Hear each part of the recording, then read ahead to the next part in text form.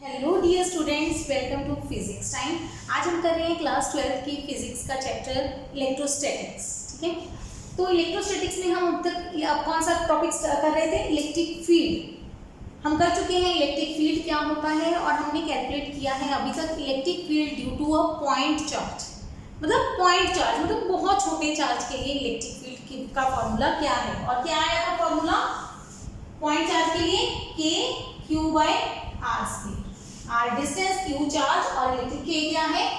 1/4 pi epsilon naught. हम medium की बात ज्यादातर नहीं कर रहे हैं, वैक्यूम की बात कर रहे हैं, तो 1/4 पाई एप्सिलॉन नॉट। ठीक है, हमने फिर किया ग्रुप ऑफ चार्जेस के लिए, ग्रुप ऑफ सिंगल चार्जेस के लिए इलेक्ट्रिक फील्ड क्या होता है, और हम क्या यूज करते हैं? फिर सुपरपोजिशन प्रिंसिपल। फिर हमने किया डाइपोल के लिए। डाइपोल में क्या होते हैं? हमारे पास दो चार्जेस, एक पॉजिटिव एक नेगेटिव, उनका भी कंबाइंड इलेक्ट्रिक फील्ड निकाला था हमने, है ना, एक्सियल लाइन पे, इक्वेटोरियल लाइन पे। और फिर हमने एक और इंटरेस्टिंग किया था एट एनी पॉइंट, है ना।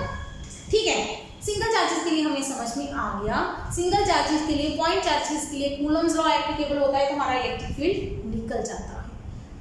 प्रॉब्लम कहाँ पे आती है? अब नेक्स्ट टॉपिक है हमारा कॉन्टिन्यूअस चार्ज डिस्ट्रीब्यूशन।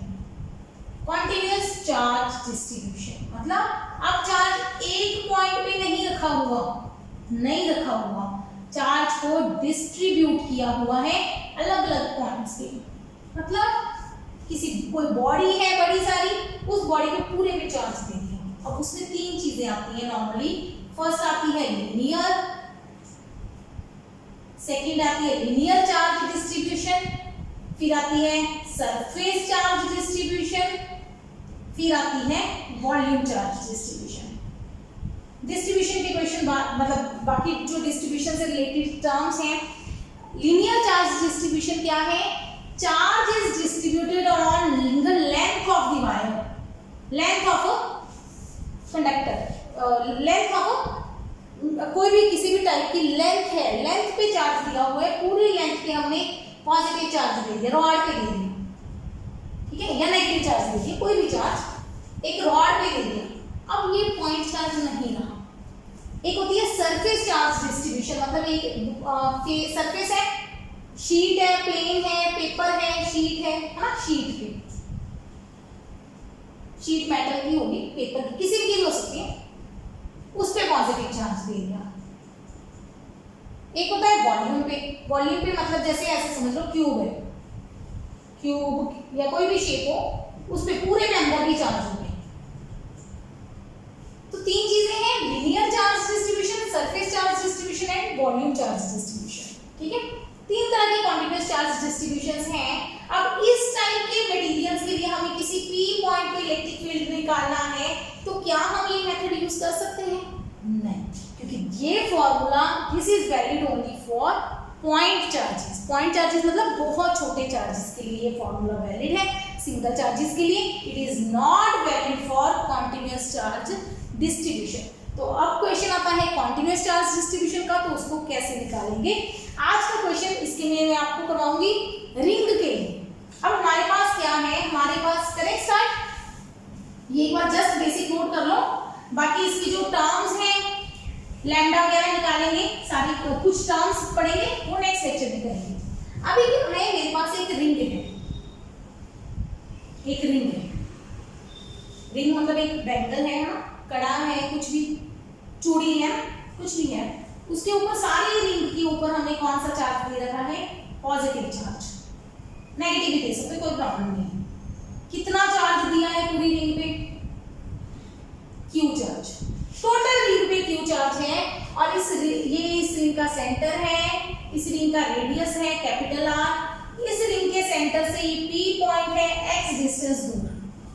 तो इस रिंग के कारण पी पॉइंट पे हमें इलेक्ट्रिक फील्ड फाइंड आउट करना है। ऐसे ये एरो बनाने की जरूरत नहीं, कंफ्यूज करेगा हमें एरो, हम यहाँ पे सिंपल एक्स लिख देते हैं तो अंडरस्टूड है।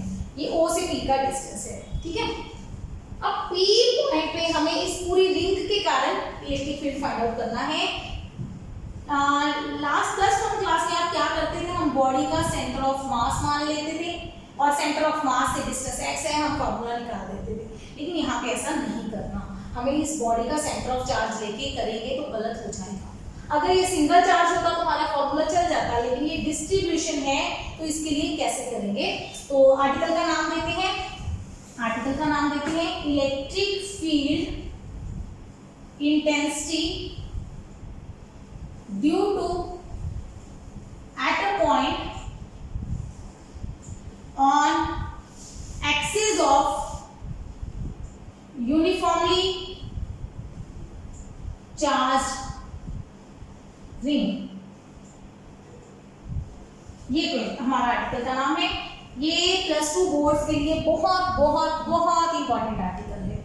Electric field intensity at a point on axis of uniformly charge ring. सबसे पहले तो डिफाइन कर लेते हैं यूनिफॉर्मली चार्ज रिंग का मतलब क्या है। वो रिंग जिसके ऊपर यूनिफॉर्म चार्ज है, मतलब रिंग का कोई भी हिस्सा ले लो, कोई भी हिस्सा कहीं से भी ले लो, इसके ऊपर चार्ज देख लो, उतना ही हिस्सा, छोटा सा पार्ट काट लो, उसका चार्ज देख लो, फिर इस पार्ट का चार्ज देख लो, फिर इस पार्ट का चार्ज, सब जगह पे चार्ज क्या आएगा, सेम। फिर किस पे देखना है हमें, एक्सिस पे। एक्सिस मतलब इसके सेंटर से, रिंग से, ये रिंग है, रिंग कैसे है, ये हमारे पास एक रिंग है, इमेजिन करो। रिंग के सेंटर से परपेंडिकुलर जो लाइन जाएगी उसको हम क्या बोलते हैं, एक्सिस ऑफ लाइन। एक्सिस +1 में पढ़ा होगा डेफिनेटली। एक्सिस क्या होती है, ये रिंग है, रिंग की एक्सिस जो इससे परपेंडिकुलर लाइन होती है ना उसको एक्सिस बोलते हैं, रिंग के परपेंडिकुलर, ठीक है। तो अगर थ्योरी लिखनी है तो क्या लिखेंगे, consider a uniformly charge ring of radius R on which charge Q is distributed uniformly, ठीक है। We have to find electric field intensity at a point P at distance x from center of the ring। हमें वहां पे electric field intensity find out करनी है, ठीक हो गया यहाँ तक। अब करना कैसे है, अब करेंगे कैसे, क्योंकि हमारे पास ये तो है नहीं कि हम पॉइंट चार्ज तो है नहीं इलेक्ट्रिक फील्ड का फॉर्मूला में। पॉइंट चार्ज के लिए तो हम क्या करेंगे, choose a small charge element। कुछ इस टाइप का क्वेश्चंस +1 में आपने मोमेंट ऑफ इनर्शिया में किए होंगे, छोटा सा पार्ट कंसीडर करने वाले, ठीक है। +1 नहीं आती भूल जाओ, हम यहाँ पे अच्छे से सीखेंगे। Consider a small charge element. Element का मतलब होता है छोटा सा हिस्सा ऑफ चार्ज। अब उस छोटा सा हिस्सा है, छोटे से हिस्से का चार्ज हम मान लेते हैं dq। अब आ गया डेरिवेटिव। इस टॉपिक में अगर आपने ये टॉपिक समझना है तो डेफिनेटली आपको क्या आना चाहिए, इंटीग्रेशन। तो मेरी बेसिक मैथमेटिक्स फॉर फिजिक्स की वीडियो नंबर 5 इंटीग्रेशन, उसको एक बार जरूर देखो, उस कॉन्सेप्ट को सीखो, ठीक है, कि इंटीग्रेशन हम कैसे करते हैं, क्या बताता है इंटीग्रेशन क्या है, अभी समझते हैं। Choose a small charge element of charge dq, और चार्ज यहाँ पे मत लिखो। Consider a small element of charge dq of ring का एक छोटा सा एलिमेंट चूज किया एट पॉइंट ए पॉइंट पे हमने एक छोटा सा एलिमेंट, ए पॉइंट हम ले कहीं भी ले लो, जहां पर भी करें, यहाँ पे मैंने ए पॉइंट ले लिया। ए पॉइंट छोटा सा चार्ज है, पिद्दू सा चार्ज है, जिसका चार्ज कितना है dq, बिल्कुल छोटा सा, बच्चों सा। छोटा सा चार्ज क्या होता है, पॉइंट चार्ज। जब मैं कहती हूँ ना चार्ज छोटा है, मतलब वो क्या है, पॉइंट चार्ज, ठीक है। छोटा सा चार्ज चूज कर लिया। अब चार्ज P पॉइंट से कितना डिस्टेंस दूर है, r डिस्टेंस दूर है, मान लो ये चार्ज P पॉइंट से कितना डिस्टेंस दूर है, r डिस्टेंस दूर है। अब ये पॉइंट चार्ज है, पॉइंट चार्ज के लिए इलेक्ट्रिक फील्ड हमें पता है, बिल्कुल पता है, तो हम कहेंगे therefore electric field at P due to this charge element, इस चार्ज के कारण P पॉइंट पे इलेक्ट्रिक फील्ड कितना होगा, क्या ये इलेक्ट्रिक फील्ड ज्यादा होगा, नहीं, चार्ज छोटा है तो इलेक्ट्रिक फील्ड भी छोटा सा होगा, इलेक्ट्रिक फील्ड चार्ज पे डिपेंड करता है। तो छोटा सा इलेक्ट्रिक फील्ड क्या होगा, K dq by r square, if I am not wrong, है ना, सही लिखा है, मैग्नीट्यूड लिखा है, डायरेक्शन नहीं लिखी, तो डायरेक्शन डायग्राम में बनाएंगे। कौन सा चार्ज है, पॉजिटिव चार्ज। पॉजिटिव चार्ज का इलेक्ट्रिक फील्ड क्या होता है, away from the charge. Away कैसे बनाना है, कैसे बनाना है, ऐसे समझना है, ये चार्ज है, अब बाकी चार्ज को भूल जाओ, हम छोटे से चार्ज की बात करें, यहाँ पे ये छोटा सा चार्ज है, ये दूसरा चार्ज, ये मेरा पी पॉइंट है, तो पी पॉइंट पे इलेक्ट्रिक फील्ड क्या आएगा, ये पॉजिटिव चार्ज है, इलेक्ट्रिक फील्ड अवे जाएगा, मतलब इलेक्ट्रिक फील्ड ऐसे जाएगा, है ना। इलेक्ट्रिक फील्ड इधर नहीं बनाना, पॉजिटिव से अवे ऐसे नहीं बनाना, ठीक है। कैसे बनाना है, जहां पे चार्ज है, चार्ज की सीध में ऐसे, याद करो, ऐसे समझो, यहाँ पे आपने यूनिट चार्ज रखना है, तो ये पॉजिटिव चार्ज यूनिट चार्ज को रिपेल करेगा, रिपेल करेगा तो दूर धकेलेगा, ये हमारी इलेक्ट्रिक फील्ड की डायरेक्शन हुई डीई। बिल्कुल बढ़िया हो गया, हाँ राइट। अब क्या है, इलेक्ट्रिक फील्ड निकल गया। अब इलेक्ट्रिक फील्ड के दो कंपोनेंट बनेंगे, बिल्कुल बनेंगे जी। जब भी डायगोनल आ जाए तो हम उसके क्या बनाएंगे, दो कंपोनेंट बनाएंगे। ये एंगल मान लो थीटा है, तो ये एंगल भी थीटा हुआ, कौन से एंगल है, वर्टिकली ऑपोजिट एंगल। साइंस में, फिजिक्स में मैथ की जरूरत पड़ेगी ही पड़ेगी। डीई के दो कंपोनेंट बना देते हैं जी, ये छोटा बनाएंगे ना, छोटा बनेगा, कंपोनेंट आते हैं, जिस तरफ थीटा एंगल है उस तरफ डीई कॉस थीटा, जिस तरफ थीटा नहीं है उस तरफ डीई साइन थीटा। जी +1 अगर नहीं भी आती तो ये आप +2 मेरे साथ कर रहे हो तो आपको ये आता होगा, ये मैंने लास्ट टॉपिक्स में समझाए थे, सुपरपोजिशन प्रिंसिपल में, है ना। कंपोनेंट सॉरी चीज हम डिस्कस कर चुके हैं, dE cos theta, dE sine theta, ठीक है ठीक है। अब हमारा इलेक्ट्रिक फील्ड क्या आ गया, एक एक्स एक्सिस में आ गया, एक नेगेटिव वाई में आ गया। हम लिख देते हैं रिजॉल्विंग, लिखेंगे, ये लिखवा भी रही हूँ मैं, मेरी एक आदत है, जब भी मैं वीडियो बनाती हूँ मैं कोशिश करती हूँ जो चीज़ें आपको पेपर में लिखनी है मैं बोर्ड पे सच लिखूँ, ताकि आपके प्रॉपर नोट्स बन जाएं बोर्ड के लिए। जेईई या नीट की तैयारी जो स्टूडेंट्स कर रहे हैं उनको सिर्फ फॉर्मूले से मतलब है, अगर आप ड्रॉपर हो तो ये वीडियो आगे निकाल लो, जो इसका आंसर आएगा उस आंसर को नोट करो, याद करो और क्वेश्चन सॉल्व करो इसके related. Resolving DE into rectangular components, DE के कंपोनेंट्स बना दो, कैसे, DE cos theta along x axis, DE sin theta along y axis। तो मुझे पहले x axis y axis diagram में बनाने पड़ेंगे, है ना। एक काम करते हैं, बना भी सकते हैं आप, वैसे भी कर सकते हो, हम एक काम करते हैं, along axis of ring ऐसे बनाते हैं, dy sin थीटा वाला along perpendicular to axis, बिल्कुल ठीक। अब मेरे पास एक्सिस ऑफ रिंग है, एक रिंग की एक्सिस है, एक उसके परपेंडिकुलर है, दो हिस्से बना दिए मैंने, ठीक है, समझ आ गया, ओके। अब ध्यान दो, अब मेरे पास दो कंपोनेंट आ रहे हैं, क्या हर चार्ज के सेम कंपोनेंट्स आएंगे, सोचते हैं, आगे लिखेंगे हम, चूज अनदर एलिमेंट dq, एक और एलिमेंट dq चूज करो, कहां पे, एट बी पॉइंट पे, बी पॉइंट कहां है, डायमीट्रिकली, स्पेलिंग देख लेना, ऑपोजिट टू ए। अब मैंने क्या किया, ए के एग्जैक्टली ऑपोजिट, अब आप कहेंगे कहां पे चूज कर रहे हैं, लॉजिक समझोगे, बड़ा मजा आएगा करने में। ए के ऑपोजिट बी लिया, ए के बिल्कुल ऑपोजिट बी लिया, बी पे भी सेम चार्ज रखा dq, ठीक है, और इस dq के कारण इलेक्ट्रिक फील्ड निकालते हैं, तो dE नया नाम दे दें, dE डैश निकाले, b के कारण क्या फॉर्मूला आएगा, k dq बाय इसका डिस्टेंस। अब ये डिस्टेंस दोनों का सेम होगा कि अलग अलग होगा, चेक करते हैं, ये डिस्टेंस भी सेम होगा। सोचो, रिंग के यहां से r है तो यहां से भी r होगा, ऐसे समझ लो ना, ऐसे समझ लो, यहां पे बना देते हैं छोटी सी चीज, ये रिंग है, ये एक्सिस है, ये p पॉइंट है, ये डिस्टेंस, ये कोण की लेंथ होगी ना, एक तरह से कोण की, ये कोण की सारी साइडें बराबर होंगी, अगर ये एक्सिस है, एक्सिस मतलब ये सेंटर से निकल रही है, परपेंडिकुलर है, तो ये सारे डिस्टेंस आपस में क्या होंगे, बराबर। तो ठीक है, ये साइड वाला डिस्टेंस इसका भी r ही होगा। अब ये इसकी डायरेक्शन क्या होगी, ये मुझे मिटाना पड़ेगा थोड़ा सा, कभी कभी क्या होता है जब पूरा लिखने लग जाते हैं तो बोर्ड की दिक्कत आ जाती है। तो ये हमारा DE डैश बन गया। अब DE डैश के कंपोनेंट बनाएंगे, ये एंगल थीटा, तो थीटा भी तो सेम ही हो गया ना दोनों तरफ, तो ये डी डैश कॉस थीटा, ये इधर था डी कॉस थीटा, इधर आएगा डी डैश साइन थीटा। ओ वाह, अब समझ आ रहा है। D dash sine theta, D sine theta equal and opposite क्या हो जाएंगे, कैंसल हो जाएंगे। D cos theta D dash cos theta add हो जाएंगे। तो यहाँ पे क्या हुआ, दो कंपोनेंट ऐड हो गए, दो कंपोनेंट माइनस हो गए।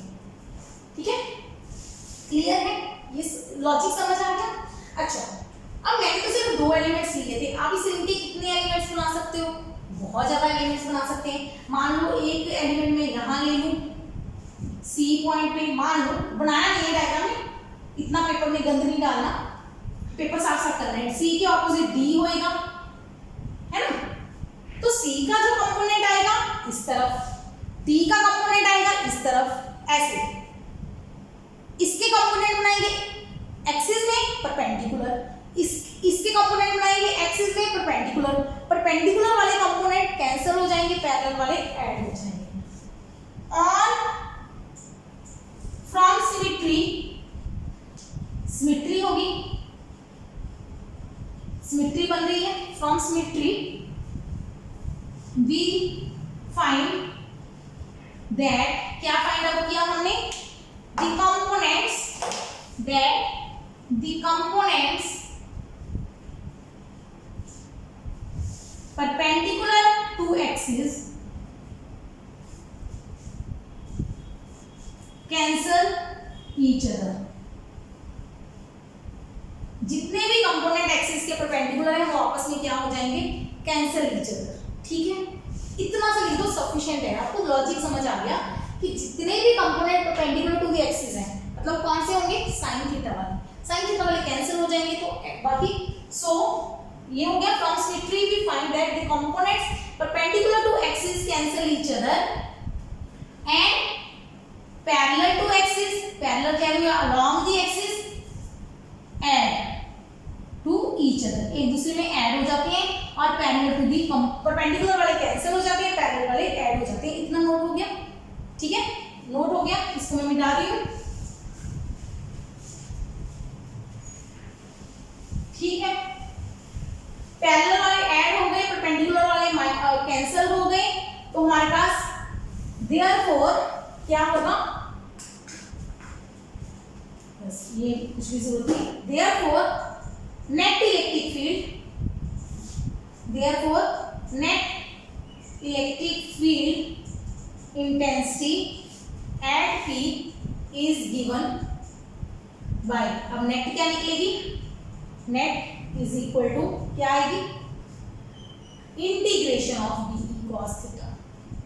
हर एलिमेंट का डी कॉस थीटा छोटा छोटा होगा, सारे डी कॉस थीटा बराबर होंगे, ये ठीक है ना, दोनों थीटास बराबर है, डी भी बराबर है और cos थीटा भी बराबर है, तो सारे कंपोनेंट सेम होके ऐड होते हैं। ऐड होने को हम क्या कहते हैं, इंटीग्रेशन। जब छोटी छोटी चीजों को ऐड किया जाता है तो हम उसके लिए क्या यूज करते हैं, इंटीग्रेशन। इंटीग्रेशन कैसे करते हैं, अब डी की वैल्यू पुट कर दो, k dq by r square cos theta, यहाँ तक क्लियर है। ठीक है, अब मैंने डी की वैल्यू पुट कर दी, पीछे से cos थीटा लिख दिया। अब जो जो चीजें कांस्टेंट हो वो इंटीग्रेशन से बाहर आ जाती हैं, जो जो चीजें कांस्टेंट हो वो इंटीग्रेशन से बाहर आ जाती हैं। के कांस्टेंट है, क्यू डी क्यू जब छोटा, डी जिसके साथ लग गया वो वेरिएबल है, डी क्यू आपने अपनी तरफ से चूज किया है, डी क्यू छोटा सा एलिमेंट, डी क्यू आपका वेरिएबल है जो आपने चूज किया है। आर कांस्टेंट है कि वेरिएबल, आर मतलब डी क्यू के हिसाब से, डी इस डी क्यू के हिसाब से डिस्टेंस आर, इस डी क्यू के हिसाब से डिस्टेंस आर, हर डी क्यू का ये आर डिस्टेंस सेम है तो आर कांस्टेंट हो गया। थीटा, हर डी क्यू का थीटा कांस्टेंट सेम है तो थीटा भी क्या हो गया, कांस्टेंट। जो कांस्टेंट है वो इंटीग्रेशन से बाहर आ जाता है, इंटीग्रेशन किसका बचा, डी क्यू का। इंटीग्रेशन का मतलब टोटल, डी क्यू अकेला है, छोटे छोटे डी क्यू को जोड़ते जा रहे हो, छोटे छोटे डी क्यू को जोड़ा तो क्या बना, total q, k q cos theta, ऐसे कर लो, k cos theta by r square into q. तो हमारे पास नेट इलेक्ट्रिक फील्ड का फॉर्मूला आ गया k q cos theta by r square, ऐसे नहीं करना, ये पूरा नहीं होगा अभी, ये क्लियर है, ठीक है। नहीं समझ में आता तो याद इंटीग्रेशन की वीडियो से देख लेना। x की पावर n dx हो तो इंटीग्रेशन होता है x की power n plus 1 divided by n plus 1। अगर हमारे पास खाली dx हो तो इंटीग्रेशन होता है d और इंटीग्रेशन कैंसिल हो जाते हैं, x बचता है। ऐसे ही अगर सिंगल dq है तो उसका इंटीग्रेशन क्या बना, q, ठीक है। लॉजिकली भी समझा दिया और मैथमेटिकली भी समझा दिया, ठीक। अब पुट करो। अब देखो हमारे पास क्वेश्चन जब स्टार्ट किया था हमारे पास x था और r था, ये स्मॉलर हमने अज्यूम किया था, dq अज्यूम किया था, खत्म हो गया q गिवन था। मतलब क्वेश्चन के स्टार्टिंग में आपके पास क्या क्या टर्म्स हैं, यूनिफॉर्मली चार्ज रिंग, मतलब चार्ज है, रिंग है, इसका रेडियस है और एट अ पॉइंट है, मतलब x है। आपके पास कौन कौन सी चीजें हैं, r, x, कैपिटल r नहीं, x, r और q, ये तीन चीजें गिवन हैं। बाकी चीजें वेरिएबल, मतलब आप बाकी चीजें हमारे पास थी नहीं तो हमें पुट करनी पड़ेगी उनकी वैल्यूज। cos थीटा और r की वैल्यू पुट करो। इस ट्रायंगल से r square is equal to r square plus x square, सही है, ये राइट एंगल ट्रायंगल बनेगी, 90 डिग्री एंगल है ना। तो मतलब ये क्या लग गई इस पे, पाइथागोरस थ्योरम, ठीक है। अच्छा एक निकालो इस ट्रायंगल से cos थीटा क्या बनेगा, cos theta base upon hypotenuse, base कौन है x, हाइपोटेन्यूज कौन है r, cos थीटा भी आ गया। cos थीटा की वैल्यू पुट कर दो x by r, cos theta की वैल्यू पुट कर दी x बाय r, क्या बना k q x by r cube. अब r क्या है, r square plus x square power half, under root मतलब पावर हाफ है तो नीचे r क्यूब है, तो क्या मैं इसको r square plus x square power 3/2 लिख सकती हूँ। तो ये देख लो ना, ये समझ आ गया ना, r क्यूब बन गया, क्यूब का मतलब पावर 3/2 हो गई, ठीक है, ठीक है। अब हमारे क्वेश्चन आंसर में क्यूब के तो कांस्टेंट है ना, k की तो कोई प्रॉब्लम नहीं है, q x और r के बिना कोई चीज नहीं आ रही। अब ये हमारा फाइनल फॉर्मूला है at the axis of the ring, ठीक है। कर दे, इसको मिटा दे, क्वेश्चन समझ आ गया। अच्छा नेट इलेक्ट्रिक फील्ड का हमारा फॉर्मूला आया, इसको मिटा देना। देखो बड़ा अच्छा हमने इंटरेस्टिंग चीज समझी कि हमारे रिंग के लिए नेट इलेक्ट्रिक फील्ड क्या है, net electric field at this axis of the ring k q x by r square plus x square power 3/2, ये मैग्नीट्यूड हो गया। डायरेक्शन क्या है, along axis of ring, direction सिर्फ एक्सिस में है, वाई एक्सिस वाले कंपोनेंट 0 हो गए, है ना। इसका मतलब क्या हुआ, ये आपकी रिंग है, ठीक है, और यूनिफॉर्मली चार्ज रिंग। इस पॉइंट पे इलेक्ट्रिक फील्ड निकालना है तो इलेक्ट्रिक फील्ड इस तरफ आएगा, नेट इलेक्ट्रिक फील्ड। अगर P पॉइंट रिंग के इस साइड हो जाए तो हमारा इलेक्ट्रिक फील्ड इस तरफ आएगा, पॉजिटिव से अवे, क्योंकि पॉजिटिव चार्ज था। नेगेटिव होता तो टुवर्ड्स आता था, अगर नेगेटिव के लिए आ जाए, लॉजिक समझ लो थोड़ा सा, वैसे करने की जरूरत नहीं है, पेपर में +2 बोर्ड्स में आएगा क्वेश्चन तो पॉजिटिव के लिए चल जाएगा। हाँ अगर आपको कॉन्सेप्ट में नेगेटिव आ जाए तो नेगेटिव, ये हमारा dq नेगेटिव होगा, नेगेटिव का इलेक्ट्रिक फील्ड इस तरफ आएगा। अब ठीक है ना, ये हमारा de आएगा नेगेटिव का, a का, इसके दो कंपोनेंट बनेंगे, एक इधर बनेगा de cos थीटा, एक इधर बनेगा de sin थीटा। ऐसे दूसरा एलिमेंट लेंगे, उसका इलेक्ट्रिक फील्ड निकालेंगे, वो इधर बनेगा de डैश, इधर बनेगा de डैश sin थीटा, फिर से sin sin कैंसिल हो जाएंगे, cos cos ऐड होते रहेंगे, नेट इलेक्ट्रिक फील्ड अंदर की तरफ आएगा, बिल्कुल ठीक है, नेगेटिव का टुवर्ड्स, पॉजिटिव का अवे। तो ये हमें कॉन्सेप्ट समझ आ गया पॉजिटिव और नेगेटिव, ठीक है। अलोंग एक्सिस रहेगा, चाहे टुवर्ड्स चाहे अवे, पॉजिटिव है तो अवे फ्रॉम एक्सिस, नेगेटिव है तो टुवर्ड्स एक्सिस, ये समझ आते हैं।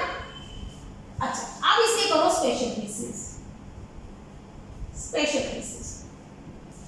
First point, first at x equal to 0, एट x इक्वल टू 0 मतलब सेंटर ऑफ रिंग। पहले लॉजिकली सोचो, ये रिंग है, ये इसका सेंटर है। मैथमेटिकली तो हो ही जाएगा, डाइपोल के सेंटर पे भी निकाला था ना, वैसे पहले लॉजिक में समझो। ठीक है, इसका पहले छोटा सा एलिमेंट लिया, इसका इलेक्ट्रिक फील्ड इस तरफ, अच्छा इसका इलेक्ट्रिक फील्ड इस तरफ, इसका इलेक्ट्रिक फील्ड इस तरफ, इसका इलेक्ट्रिक फील्ड इस तरफ। सारे electric field equal and opposite होंगे, जहां पे भी आप एलिमेंट लोगे उसका ऑपोजिट होएगा, इसका आगे इसका आगे, दोनों इक्वल एंड ऑपोजिट कैंसिल होते रहेंगे। तो नेट इलेक्ट्रिक फील्ड क्या आना चाहिए? 0 आना चाहिए। चेक कर लेते हैं मैथमेटिकली, अगर ये 0 आ गया तो हमारा आंसर सही है, अगर 0 नहीं आया तो हमारा आंसर गलत है। एट x = 0, x की वैल्यू 0 पुट करो, ये ऊपर 0 आ गया, नीचे जो मर्जी आए, हमें कोई मतलब नहीं, इलेक्ट्रिक फील्ड क्या आ गया? 0। ठीक है। Second point, if x is very large than r, मतलब रेडियस बहुत छोटा है रिंग का, बहुत छोटी रिंग है और डिस्टेंस बहुत ज्यादा है। ये छोटी सी रिंग पकड़ी है, रिंग है मेरे हाथ में, ठीक है, और इससे बहुत दूर मेरा पी पॉइंट है जहां पे दिखनी है। बहुत दूर से अगर आप रिंग को देखोगे तो आपको रिंग पॉइंट चार्ज लगेगी। चेक करते हैं, अगर x r से बहुत ज्यादा हो, बहुत ज्यादा, तो जब x स्क्वायर और r स्क्वायर को जोड़ रहे हो, r बहुत छोटा है, x बहुत बड़ा है, r छोटा है, छोटे को छोड़ दो, इसको क्या ले लो, ऑलमोस्ट x स्क्वायर, जो भी छोटा है उसको आप छोड़ सकते हो। r को छोड़ा, x स्क्वायर आ गया। x स्क्वायर है मतलब हमें चाहिए इसकी पावर 3/2, तो इसकी भी पावर 3/2 हो जाएगी, 2 कैंसिल हो जाएगा, x³ आ जाएगा, है ना, डिनोमिनेटर x³ आ गया। पुट कर दो, ई नेट क्या बना, kq(x/x³), मतलब kq/x²।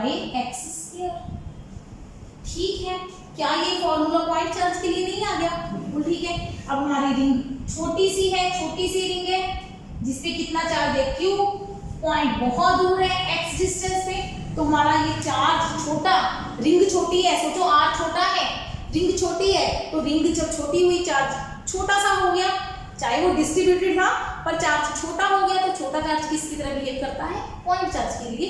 बिल्कुल इलेक्ट्रिक फील्ड का वही फॉर्मूला आ जाएगा। ठीक है, अच्छा इसमें तीसरा केस एक और लेते हैं, if x tends to infinity, मतलब x बहुत बड़ा है, x बहुत बड़ा है मतलब वही रिंग जितनी मर्जी बड़ी हो, x बहुत बड़ा है इंफिनिटी पे। अगर x इंफिनिटी हो गया, डिनोमिनेटर इंफिनिटी, तो ई नेट क्या हो जाएगा, 0। हमें मैं इक्वल टू 0 की बजाय टेंड्स टू 0 लिखती हूँ, मतलब 0 को अप्रोच करेगा, एग्जैक्टली 0 हो या ना हो पर 0 की तरफ जाएगा। अब ध्यान दो क्या हुआ, ये मेरी रिंग थी, यहाँ पे इलेक्ट्रिक फील्ड कितना है, 0, यहाँ पे इलेक्ट्रिक फील्ड कितना है, बहुत दूर जाके भी इलेक्ट्रिक फील्ड कितना है, 0, यहाँ से इलेक्ट्रिक फील्ड 0, क्या सारे रास्ते पे इलेक्ट्रिक फील्ड 0 है? नहीं, मतलब यहाँ से इलेक्ट्रिक फील्ड 0 से बढ़ता जाएगा, तो कहीं ना कहीं पे इलेक्ट्रिक फील्ड क्या आएगा, मैक्सिमम। अब क्वेश्चन है इलेक्ट्रिक फील्ड की मैक्सिमम वैल्यू कहाँ आएगी, मतलब अगर मैं ग्राफिकली समझाऊं तो, ठीक है, इलेक्ट्रिक फील्ड की मैक्सिमम वैल्यू कहाँ आएगी वो फाइंड आउट करते हैं। अब हम नेक्स्ट टॉपिक में करें, इसको मिटा दें, इलेक्ट्रिक फील्ड का फॉर्मूला तो हमें चाहिए, बिल्कुल चाहिए, उसी को यूज करेंगे। हम लिख देते हैं दोबारा, E net is equal to, ये हमारा इलेक्ट्रिक फील्ड है। अब हमें पता करना है इसकी मैक्सिमम कहाँ पे होगा और कितना होगा, समझ रहे हो, सेंटर पे 0 है, इंफिनिटी पे 0 है, तो बीच में कहीं ना कहीं तो मैक्सिमम आएगा ना, वापस 0 आना होता है तो मैक्सिमम आता है बीच में। तो find, how to find the maximum value, किसी चीज की मैक्सिमम वैल्यू कैसे निकालते हैं, फोर्स मैक्सिमम की थी हमने, नहीं हमने क्या किया था, हाँ फोर्स को मैक्सिमम किया था, याद है, superposition principle. For E to be maximum, किसी भी चीज को मैक्सिमम करने के लिए उसका जो डेरिवेटिव है, कौन वेरिएबल है, x, मार्क करता हूं। अगर किसी भी चीज को आपको मैक्सिमम करना है तो उसका डेरिवेटिव क्या होना चाहिए, 0। फर्स्ट डेरिवेटिव 0, दोबारा डेरिवेटिव ले लो तो वो सेकंड डेरिवेटिव क्या आना चाहिए, नेगेटिव। तो हमारी जो मतलब वेरिएबल है y है, x है, y है या नेट e है, वो क्या होता है, maximum. For e to be maximum, first derivative 0, second derivative negative. हम फर्स्ट डेरिवेटिव 0 लेके करेंगे, हम सेकंड डेरिवेटिव नहीं निकालते फिजिक्स में, ठीक है। जरूरत नहीं पड़ती, हमारा क्वेश्चन हो जाता है।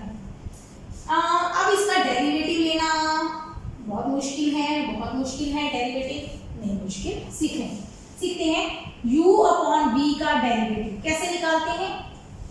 नीचे v square, v derivative u minus u derivative v। Plus 2 board में ये चीज नहीं आती नॉर्मली, ठीक है। v derivative u minus u derivative v, v square है ना, v derivative u minus u derivative v। पहले चेक करते हैं u अपॉन v लगेगा कि नहीं लगेगा। इसके k q कांस्टेंट है, x वेरिएबल है हमारा, नीचे जिसके साथ डेरिवेटिव ले रहे हैं वो वेरिएबल है, x वेरिएबल है, तो x ऊपर भी है नीचे भी है, तो u बटा v का फॉर्मूला लगेगा, ठीक है। नीचे क्या आएगा? v का स्क्वायर, मतलब इसका पावर 3/2 था, इसका स्क्वायर करेंगे, ठीक है। फिर v ऊपर ऐसे लिखेंगे सेम, पहले मैं सारा कुछ लिखूंगी। u का डेरिवेटिव, d सिर्फ d लिख रही हूं डेरिवेटिव किसका? kqx का, माइनस kqx एसच डेरिवेटिव किसका? r square plus x square की पावर 3/2 का v का डेरिवेटिव। समझ आया? v derivative u minus u derivative v, ठीक है। करो इसको solve. r square plus x square power 3/2, यहीं पे सीख लो। kqx का डेरिवेटिव, kq कांस्टेंट है, x का डेरिवेटिव 1, kq कांस्टेंट है, x का डेरिवेटिव 1 माइनस kqx एसच इसका डेरिवेटिव, x की पावर n का डेरिवेटिव अगर हो तो होता है n, x की पावर n माइनस 1, पर अगर आपके पास u की पावर n हो तो डेरिवेटिव होता है n u की power n minus 1 derivative of u के डेरिवेटिव से मल्टीप्लाई करते हैं, ठीक है, बेस के डेरिवेटिव से। अब तक डेरिवेटिव जरूर सीख लिया होगा, वीडियोस बनी हुई हैं, उनको देखो, सीखो। इसको क्या कर रहे हैं? पावर 3/2 मैंने आगे ले लिया, पावर एक कम कर देंगे, 3/2 माइनस 1, 3 माइनस 2 1/2 है ना, ठीक है। मल्टीप्लाई अंदर वाली टर्म का डेरिवेटिव, बेस का डेरिवेटिव, u का डेरिवेटिव। u कौन है? r square plus x square. u कौन है? r square plus x square, इसका डेरिवेटिव लेंगे। r स्क्वायर कांस्टेंट है, कांस्टेंट का डेरिवेटिव 0 प्लस 2x। यहां तक समझ आएगा? आई थिंक मुश्किल लग रहा होगा, प्रैक्टिस करो। अच्छा, यहाँ पे देखो 3/2 स्क्वायर, 2 कैंसिल, 3 बचा, ठीक है। मिटा दें इसको, साइड वाली टर्म को, फॉर्मूले को मिटा रही हूँ, उसको नोट करके रख लो, वहां से चेक करो, आएगा समझ आएगा, मजा आएगा करके। अगर समझ आ गया तो मजा आएगा, समझ नहीं आया तो ऊपर से निकल गया। बोर्ड से जरूरत नहीं है, छोड़ दो, ठीक है। बोर्ड में ये करके दिखाने की जरूरत नहीं पड़ेगी आपको, हाँ कॉम्पिटिटिव एग्जाम्स के लिए जरूरी है, ठीक है, क्लियर। अब फर्स्ट डेरिवेटिव को मुझे क्या पुट करना है? 0, तो ये कांस्टेंट की तरह के मल्टीप्लाई हो जाएगा, 0 कांस्टेंट ही वेरिएबल है पर इधर के मल्टीप्लाई होगा, 0 आएगा। अब क्या बचा? r square plus x square power 3/2 into kq minus kqx 3/2 r square plus x square, sorry 2 के साथ 2 भी कट जाएगा, 2 कट जाएगा, x ऐसा कुछ बचेगा, चेक कर, पावर हाफ ऐसा कुछ बचेगा। अब इसमें से कॉमन निकालो, r square plus x square की पावर हाफ दोनों में से कॉमन आ जाएगी। देखो ना जी, जब 3/2 पावर होती है ना, अगर किसी की भी पावर 3/2 है, उसका मतलब क्या है? a की पावर 1, a की पावर हाफ, ऐसे कर सकते हो, चेक कर लेना, पावर 3/2 बढ़ेगी, ठीक है। तो मैंने क्या किया? हाफ कॉमन निकाल लिया, हाफ यहाँ पे भी है, हाफ यहाँ पे भी है, कॉमन निकल जाएगा, एक kq कॉमन आ जाएगा, बचा क्या? यहाँ पे पावर 1 बची, माइनस क्या बचा? 3 बचा, kq बाहर चला गया, एक x बचा, एक x ये बचा, x3 बचा। इजी भी है, खुद करोगे तो समझ समझ आएगा, दूसरे का देख के कभी नहीं समझ में आएगा। लेकिन मैं आपको टाइम देती हूँ, एक बार नोट कर लो ताकि आपका क्रॉस चेक हो सके, आपका कोई स्टेप गलत तो नहीं हो रहा। अच्छा, अब ये स्टेप तो हमारे कोई काम का नहीं है, इसको तो इधर ले जाओ। अब बचा क्या, एक्चुअली इसको हम फिजिक्स में ले जाते हैं, मैथ में तो हम इसको भी जीरो पुट करेंगे और वहां से एक्स निकल जाएगा, ठीक है। फिजिक्स में हमें चल जाएगा r² माइनस 2x² = 0 कर लेते हैं, हम इसको छोड़ते नहीं। अब r² प्लस x² = 0, या तो ये जीरो हो नहीं सकता, कांस्टेंट्स है, जीरो नहीं हो सकते। x वाली टर्म को जीरो करो सिर्फ, r², अच्छा x² की वैल्यू क्या आ गई, -r²। अब x² नेगेटिव नहीं हो सकता, x नेगेटिव हो सकता है, x² नेगेटिव नहीं हो सकता। किसी का भी स्क्वायर करते हैं तो इमेजिन है ना, पॉजिटिव ही आता है ना, 2 का स्क्वायर 4, -2 का स्क्वायर भी +4, तो स्क्वायर हमेशा पॉजिटिव होता है, नॉट पॉसिबल आगे, है ना। इसीलिए मैंने कहा था कि जरूरत नहीं है इसकी, है ना, इसको छोड़ दो। अब ये टर्म 0, इसका मतलब 2x² = r², तो x की वैल्यू क्या हुई, x² की वैल्यू क्या हुई, r²/2, तो x की वैल्यू क्या हुई, r/√2 प्लस माइनस, हाँ स्क्वायर है, जब स्क्वायर के अंडर रूट लेंगे तो प्लस माइनस लगाएंगे। x की वैल्यू या तो प्लस r/√2 या माइनस r/√2, उस टाइम में हमारा इलेक्ट्रिक फील्ड की वैल्यू क्या होगी, maximum, E will be maximum when x की वैल्यू r/√2 है। क्लियर, मजा आया करके। तो करना क्या है, जब आपको पूछे किसी भी चीज को मैक्सिमम करना है, उसका डेरिवेटिव ले लो, डेरिवेटिव को 0 पुट कर दो, आपके पास जो भी वेरिएबल होगा ना, x के साथ डेरिवेटिव ले रही हो तो x की वैल्यू निकाल दो, t के साथ डेरिवेटिव ले रही हो तो t की वैल्यू निकाल दो, q के साथ डेरिवेटिव ले रही हो तो q की वैल्यू निकाल दो, जो भी वेरिएबल है आपका। यहाँ पे x वेरिएबल है, अलग अलग पोजीशन पे देख रहे हैं, तो किस पोजीशन पे इलेक्ट्रिक फील्ड मैक्सिमम होगा, जब x की वैल्यू r/√2 होगी, और होगा कितना है मैक्सिमम इलेक्ट्रिक फील्ड, वो भी निकालें, हो गया नोट। अच्छा, मैक्सिमम इलेक्ट्रिक फील्ड भी निकाल देते हैं। मैक्सिमम इलेक्ट्रिक फील्ड मतलब x की वैल्यू पुट कर दो आप, r/√2, पॉजिटिव या नेगेटिव सिर्फ वो बताएगा। पॉजिटिव मतलब ये ओरिजिन है, इस तरफ पॉजिटिव है x, इस तरफ x नेगेटिव है, x नेगेटिव है, इस तरफ x पॉजिटिव है, ठीक है। तो नीचे क्या आएगा, r² plus x², r²/2 power 3/2, solve करो, k q r/√2 divided by, इसको मैं अलग सॉल्व कर देती हूँ, 3r²/2 पावर 3/2, है ना। 3/2 पावर का मतलब क्या होता है, एक बार सिंगल पावर, एक बार पावर का हाफ, है ना, एक पावर 3/2, 3r², 3√r, नीचे 2√2, मतलब क्या बना, 3√3 r³/2√2, चेक कर लेना, ठीक है, सही है ना, वही चीज वहां पे। अच्छा, √2 ऊपर से कैंसिल, तो बना क्या, k³/3√3, r ऊपर है, r³ नीचे है, नीचे आ जाएगा r²। This is the maximum electric field. मैं सारे को मिटा देती हूँ, इसको नोट करो। मैक्सिमम इलेक्ट्रिक फील्ड कितना आएगा, k³/3√3 r², ठीक है। Last but not the least, इसका ग्राफ बनाते हैं, इलेक्ट्रिक फील्ड वर्सेस पोजीशन।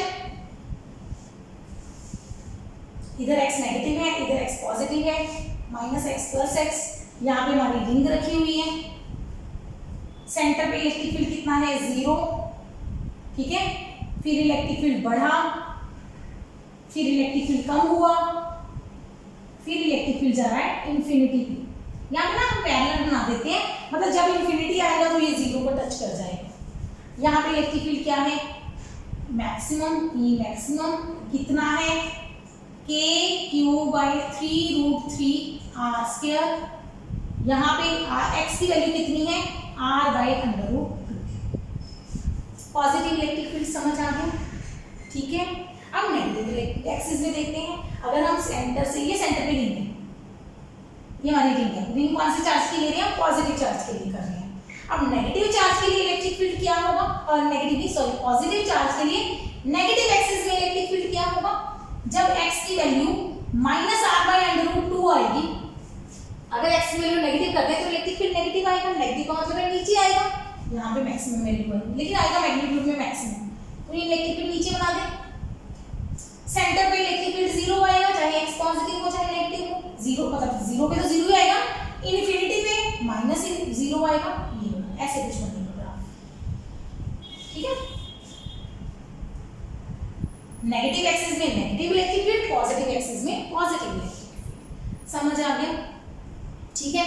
ये ग्राफ और मैक्सिमम मिनिमा का कॉन्सेप्ट सिर्फ उन स्टूडेंट्स के लिए है जिन्होंने आगे अच्छी प्रिपरेशन कर रहे हैं, वो प्लस 2 बोर्ड्स में आप स्पेशल केसेस सिर्फ सेंटर पे इलेक्ट्रिक फील्ड निकाल दो और एक्स ग्रेटर देन आर पे निकाल दो, इनफिनिटी पे निकाल दो, that will be enough, more than enough, ठीक है। और उससे रिलेटेड जो भी न्यूमेरिकल्स हैं, सिंपल कुछ नहीं, आपको फॉर्मूला याद है, फॉर्मूले में आपको दिया होगा एक्स, क्वेश्चन में क्यू और आर की वैल्यूज दी है, इलेक्ट्रिक फील्ड निकालने को कहा है, तो उसको निकालते जाओ वैल्यू पुट करके, कुछ भी टफ न्यूमेरिकल्स इसके नहीं बनते, ठीक है।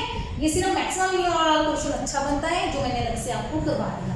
आई होप आपको वीडियो समझ आ गई है, फिर भी आपको अगर नहीं समझ आई, कोई डाउट आता है तो मेरी ये मेल आईडी लिखी हुई है, अगर विजिबल है तो drphysicsPassion@gmail.com, उस पर मेल करो या आप कमेंट्स में लिखो, जो भी आपका डाउट हुआ I will definitely clarify it, but मैं ये चाहती हूँ कि आप फिजिक्स को अच्छे से समझो और इंजॉय करो, ठीक है। तो keep watching, keep learning, take care.